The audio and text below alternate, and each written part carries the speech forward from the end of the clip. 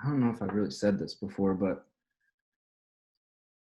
my second year, so like there was year one, was like started it in college, came out of college, dropped out of college, and then kind of like went out. In year two, like I made a good amount of money, enough to where like I can remember one day I can like feel the feelings coming back. It was just weird. Like I was sitting there, I was looking at my bank account, I was just like, well, I can kind of get whatever I want. And I just got depressed, man. I was like, this sucks. It's like, because what I realized is like, I, okay, cool, I could go get whatever, but that wasn't the fun part of it. Like that wasn't, it just didn't matter to me. Like I'm not like, so what I moved to Oregon, like I said, and I snowboarded for 2 years straight. And that was my Lamborghini. That was my mansion. Like that, I did my dream. Like it was go to a mountain in a small town with snow almost year round and just snowboard as much as I want. And then, so I did that. And then when I got the money there, that was like, buy a house, buy a nice car. I was like, I don't want what do I need a house for? I just like that stuff didn't matter to me. I was like, if I got a house, like, what do I need a house all by myself for? And then you're locked up in it and like can't, it makes it harder to travel and stuff. So anyways, I was just like, man, and what was kind of keeping me going was just like the business, the chase. And then once I kind of, and I like we're not talking like millions and millions of dollars here, but we're talking like single guy on his own. You don't need a whole lot of money every month. I'd already lived my dream. And so like it just hit me like, this sucks, man. Like, well, what am I gonna do now? And I was like, just launch more Amazon products. Like it's cool. I love doing that, but it's like, what real like benefit or fulfillment can I get from that over the next 10, 20, 50 years of my life? And so I started looking at that. I was like, it just switched for me. Like I got in a real weird mood and I was like, okay, I can still do Facebook ads and Kickstarter and Amazon and make a living, even make really good money, even make crazy money. But like, am I gonna be fulfilled doing that?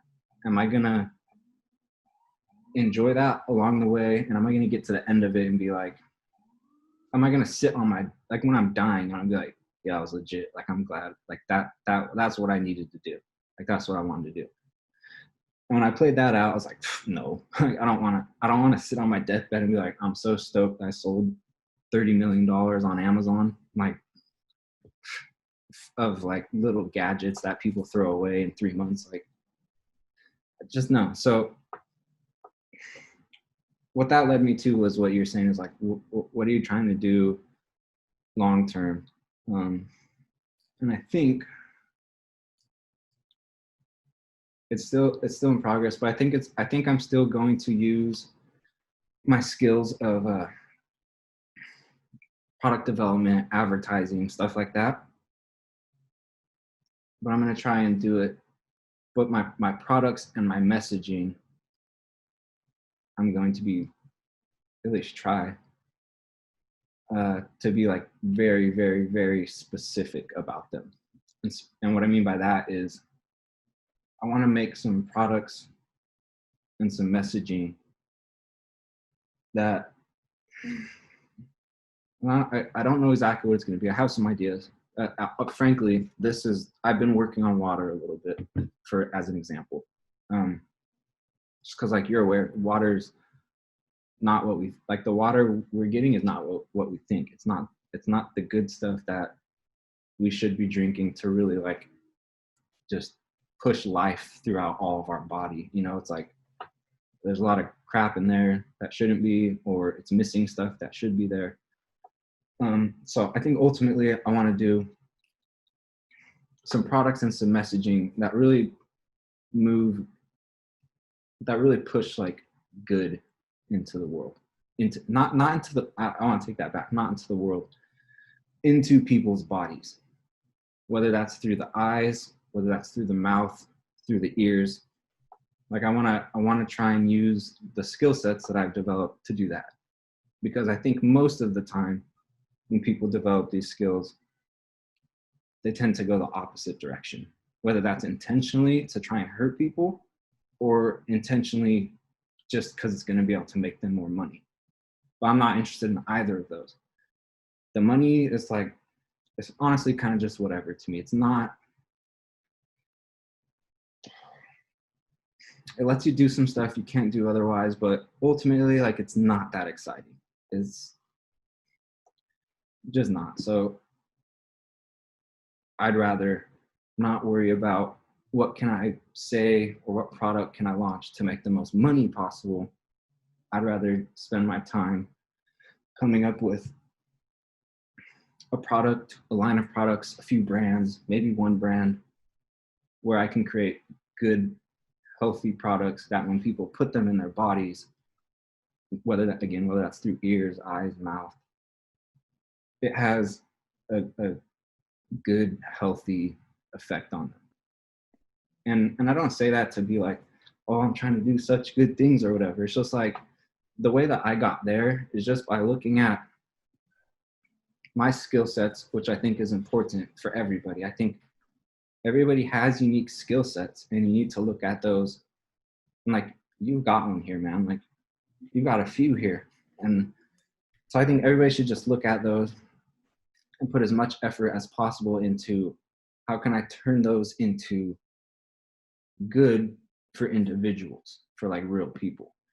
And I think most of the time that's just not the train of thought. It's, oh, how can I use these to make me as much money as possible? Which I'm not saying is inherently bad, but for me personally, I just hit a point where it's like, it just became so clear to me that the money was not going to continue to motivate me, was not going to fulfill me. Ultimately, I used to kind of think this, but especially when you see how stuff's going down right now, I don't think money is even necessarily security, which I think is one of the biggest reasons we all want to make a lot of money, is because it's secure. You know, we can go buy food, we can have shelter, but that, no, like, the dollar can crash, and it very well might here in a little bit. Like, and if you go look at other economies and their money and just look through history, if there's one thing, it's money is not your security. Money can come and go quickly. You know, you can screw things up personally, or a virus pandemic can come, and now most small businesses in America are dead. And so, like, how was money your security? It never was. You were just lying to yourself. Exactly. I don't know. For me, that, you know, you asked me. Sorry to be long-winded, but Nah, dude, that, I want to hear this. yeah, those are the steps that kind of led me to. I just and also a big part of it was I got to my dream faster than I thought I would, honestly. Uh, and I wasn't even sure if I would ever get there, I guess, also. But I was 27, 28. And look, there's 18-year-olds that make way more money. So it's not really about the age necessarily, but just for me, I was like, I'm 27. I've kind of figured out this internet business stuff, which has been a lot of fun. I've got some skills, but I'm 27. I plan on living for 40, 50, 60, 70 more years. What am I going to do? Like, what am I going to do for all those years? That's so many more years ahead. I just was like, launching like just dinky Amazon products. Like, I'll do it if I need to, sustain myself or whatever, but that's just not, that's not the long term I want to attack. And so I really wanted to start working on something that I could work on for forever, for my whole life. Um, and for some people, that's increase their net worth, right? I think my net worth will probably increase over time, but like, I just didn't want that to be the goal that I'm chasing. I'd rather, and a big part of it is like, and I see, people can do whatever they want, but I think if, like, especially young people who just start killing it online and making crazy money, they have some really good skill sets, but they use them to just make money. Um, And if you turn them into an endeavor to, like, I guess what I'm trying to say is, and I know this, I know a lot of these other people are the same way. Like, I just knew that what I had learned wasn't like, I didn't hit a ceiling. There was, I could just keep going.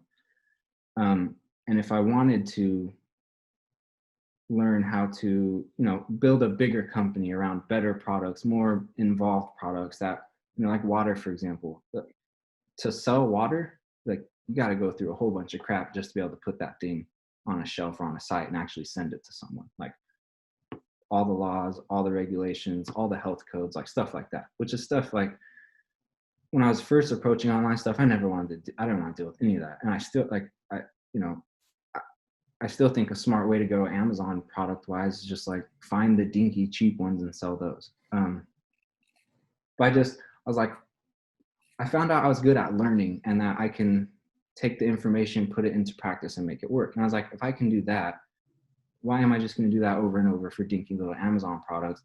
Why not challenge myself and try and this, I forget who it was.